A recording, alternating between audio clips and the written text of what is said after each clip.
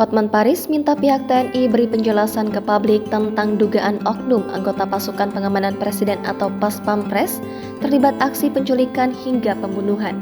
Korban penculikan hingga pembunuhan yakni Imam Mashkur, pria asal Aceh dan setahun ini buka usaha di Jakarta. Pengacara kondang Hotman Paris tak terima atas kematian Imam Mashkur di tangan oknum aparat negara. Bahkan, Hotman Paris minta Panglima TNI untuk buka suara terkait meninggalnya Imam Mashkur. Pasalnya diduga Imam Mashkur mengalami penganiayaan oleh oknum TNI yang juga Pas Pampres. Mengetahui kasus kematian tersebut, Hotman Paris dengan cepat mengambil tindakan.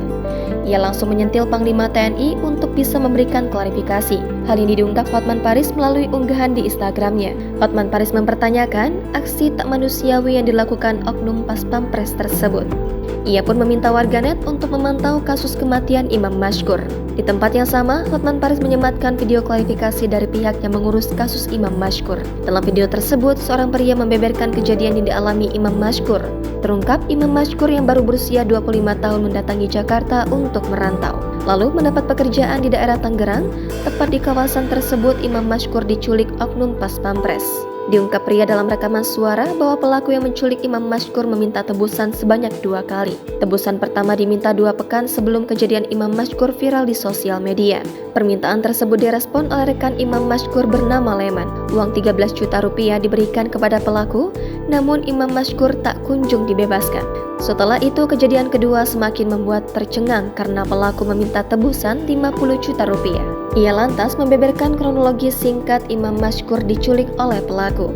Terungkap bahwa Imam Mashkur diculik ketika berada di tempat usahanya. Ketika itu Imam Mashkur bersama 2 rekannya. Namun rekannya berhasil melarikan diri sementara Mashkur dimasukkan ke mobil. Warga setempat sempat ingin menyelamatkan Imam Mashkur namun sayang hal itu tak terjadi. Terungkap dari kejadian tersebut total pelaku ada 5 orang. Saat ini 3 diantaranya sudah ditangkap, sisa 2 orang lagi yang masih dalam pengejaran pihak kepolisian. Sementara itu sebelum meninggal dunia Imam Mashkur mengalami kondisi yang memprihatinkan. Tubuh pria berusia 25 tahun ini mengalami patah tulang hingga luka-luka di beberapa bagian. Pemdam Pas Pampres Mayor Jenderal TNI Rafael Granada Bay mengaku kasus pemuda Aceh tewas diduga dianiaya anggota Pas Pampres sudah ditangani oleh Pemdam Jaya. Jangan lupa subscribe, share, komen, dan like ya.